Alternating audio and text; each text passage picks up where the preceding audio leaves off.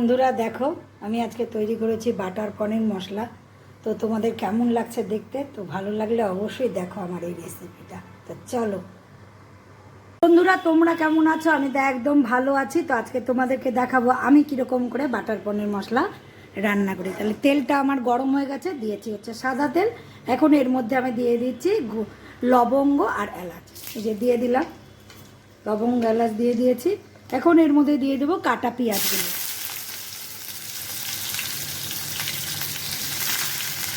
কাটা পেঁয়াজগুলো একটু ভাজা ভাজা করে নেব।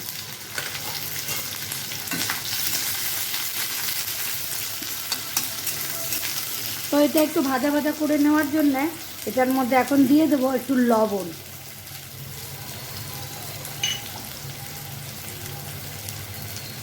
অল্প একটুখানি লবণ দিয়ে দিলাম যাতে পেঁয়াজটা নরম হয়ে যায়। আমি পেঁয়াজটাকে কিন্তু বেশি লাল করে ভাজবো না। এখন গ্যাসের ফ্লেমটা একটু বাড়িয়ে দিলাম। পেঁয়াজটাকে একটু মোটামুটি ভাজা ভাজা করে নিই। মোটামুটি আধা ভাজা হয়ে গেছে। এখন এর মধ্যে আমি একটু ঝালের জন্য দুটো কাঁচা লঙ্কাকে চিড়ে দিলাম।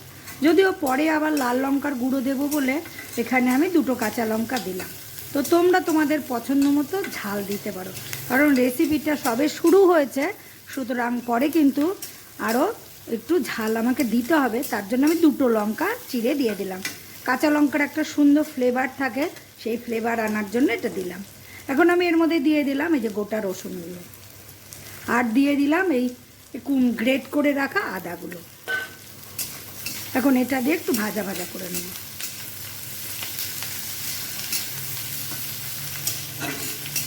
একটু ভাজা ভাজা করে নিই। এবার আমি এর মধ্যে দিয়ে দেবো কেটে রাখা এই টমেটোগুলো দিয়ে দিলাম। টমেটোটা ভাজা ভাজা হতে এর মধ্যে দিয়ে দিলাম 4টে কাজু বাদাম। একটু ধুয়ে দিই। এটার মধ্যে দিলাম 4টে কাজু বাদাম। তোমরা তোমাদের পছন্দ মতো জিনিসগুলো দেবে। যেহেতু আমার কোয়ান্টিটিটা কম, তার জন্য আমি অল্প দিলাম। এবং এর মধ্যে এখন আমি কালকে রাতে ভিজিয়ে রাখা একটু চারমগজ আছে, চারমগজটাও দিয়ে দিলাম। ঠিক আছে, এখন সবগুলো দিয়ে খুব সুন্দর করে ভাজা ভাজা করে নেব।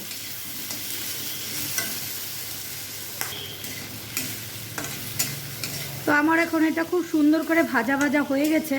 এখন আমি এটাকে না মিক্সিতে পেস্ট করে নেব। তাহলে এখন বাটার জন্য যে মিক্সির মধ্যে নিয়ে নিচ্ছি।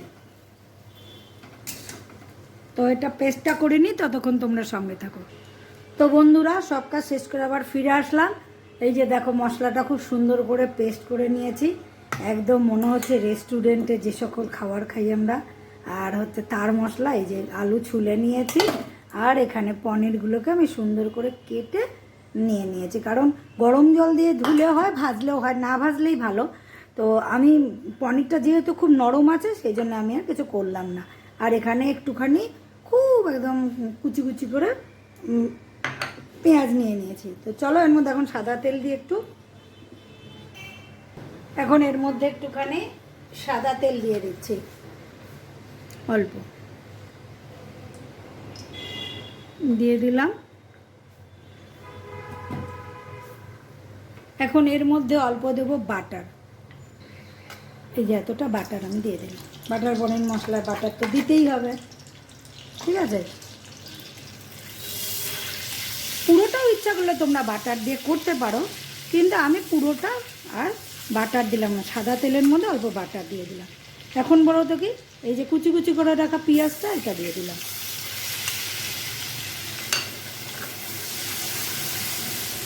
এখানেও আমি অল্প একটু লবণ দেব, পরে বেশি হয়ে গেলে মুশকিল হবে, সেই জন্য অল্প একটু লবণ দিলাম। এখন এটাকে একটু ভাজা ভাজা করে নেব। ভাজা ভাজা করে নিই। প্রায় ভাজা ভাজা হয়ে গেছে। এর মধ্যে তোমরা ইচ্ছা করলে কুচি কুচি করে টমেটোও আবার দিতে পারো, কিন্তু আমি দিলাম না। কারণ বলো দেখি খুব বেশি টক হয়ে যায় যদি, ওই জন্য আমার অত টক ভালো লাগে না, যার জন্য আমি আর দিলাম না। এখন এটা ভাজা ভাজা হয়ে গেল, আর একটু ভেজে নিই। পেঁয়াজ ভাজা ভাজা হয়ে গেছে। এখন এর মধ্যে মিক্সিতে যে পেস্টটা করেছিলাম মশলা, সেটা দিয়ে দিচ্ছি।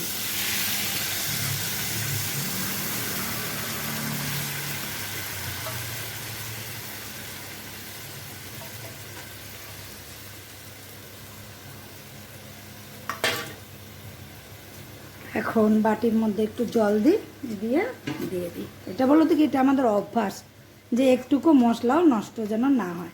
এই যে দিয়ে দিলাম।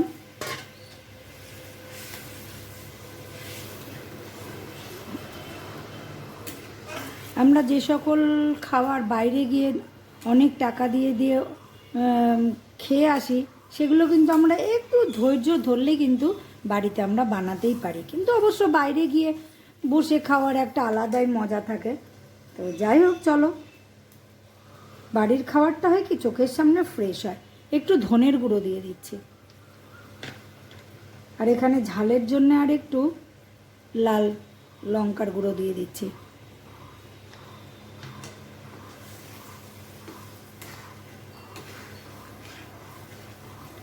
আর রঙের জন্য একটু দিয়ে দেব লাল লঙ্কার গুঁড়ো। লাল লঙ্কার গুঁড়ো দিয়ে দিলাম।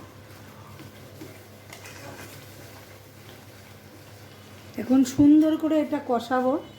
যদিও এর মধ্যে মানে মনে করো আলু না দিলেও হয়, কিন্তু আমি একটু ছোট আলু দিয়ে দিলাম। ছোট আলুগুলো এটার সঙ্গেই আমি কষিয়ে নেব। কারণ বলো দেখি, তাহলে না আলুর মধ্যে খুব সুন্দর করে মশলার যে ফ্লেভারগুলো সেগুলো কিন্তু খুব সুন্দর করে চলে যাবে। তো এটা আমি কষা কষা করতে থাকি, তারপরে আবার ফিরে আসবো কষাটা কীরকম হলো। এটাই কিন্তু হলুদ দেবো না আমি। টেস্ট করে দেখলাম এখানে ঝাল টাল তো সব ঠিকই হয়েছে, একটু লবণ লাগবে, একটু লবণ দিয়ে দিলাম অল্প। আর এর মধ্যে দেবো একটু চিনি, স্বাদ মতো অল্প একটু দিয়ে দিলাম চিনি।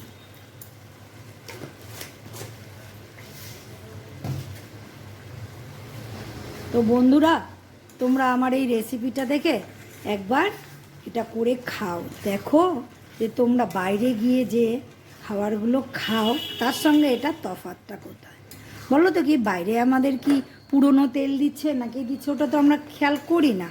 এমনিতেই দেখো সব কিছুতে আমাদের ভেজাল। তারপরে এসব বাসি তেলে রান্না ফান্না, 100 দিন আগের মশলা, এরকম মনে করো অনেক কিছু ঘটনাই কিন্তু আমরা চোখের সামনে দেখি। যে যখন ধরো কোনো দোকানগুলো গিয়ে দেখাশোনা হয় যে এখানে কীরকম খাওয়ার মান, তখন কিন্তু অবশ্যই সেগুলো অনেক জায়গায় বড় বড় হোটেলেও কিন্তু ধরা পড়ে মাঝে মাঝে। দারুণ, মানে আমি এক কথায় বলবো দারুণ দারুণ, মানে এত সুন্দর গন্ধটা বেরিয়েছে না। আমার ছেলে এসেই বলে গেল, মা তুমি তো রোজ দিন এরম রান্না করো না। আমি বললাম, দেখ, রোজ এসব রান্না ভালো লাগে না, আজকে আমি একটু বানাচ্ছি স্পেশাল মানুষের জন্য, যার জন্য বলো তো কি একটু মন লাগিয়ে রান্নাটা করছি, যাতে ওদের খেয়ে যাতে ভালো লাগে। লোকে যদি রান্না খেয়ে কাউকে যদি খেতে ডাকা হয়, তাকে যদি সুস্বাদু রান্না করে খাওয়ানো না যায়, তাহলে আমার মনে হয় তাকে ওই মানে বিস্বাদ খাওয়ানোর জন্যে ডাকা একেবারেই উচিত না। অন্যরকমভাবে তার সঙ্গে আমি বন্ধুত্ব করব বা রিলেশান রাখবো, কিন্তু খাওয়ার না। খাওয়ারটা যখন আমি মনে করবো হ্যাঁ সত্যি এই খাবারটা আমার মানুষকে খাওয়ালে তার একটু তৃপ্তি লাগতে পারে, তো সেই জায়গাটাই কিন্তু আমাদের আসল জয় হবে। বন্ধুরা, এটা একটু কষা কষা হতে থাক, ততক্ষণ আমি একটু ঘুরে আসি।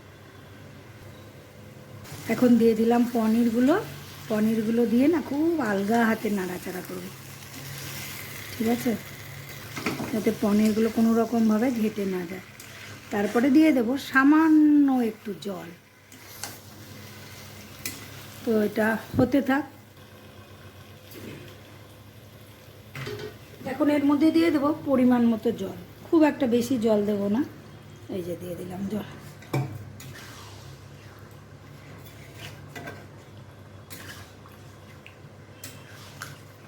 আর একটু জল লাগবে।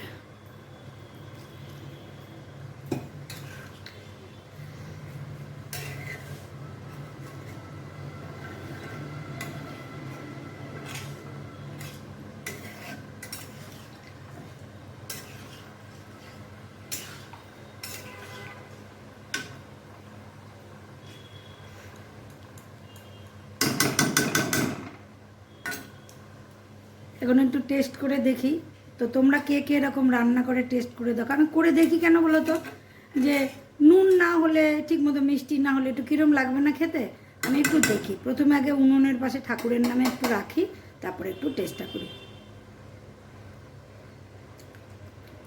ও দারুণ দারুণ টেস্ট হয়েছে, ফাটাফাটি। একটু ফুটবে তো, আর 1 চিমটি একটু ঝোল দিয়ে দিলাম।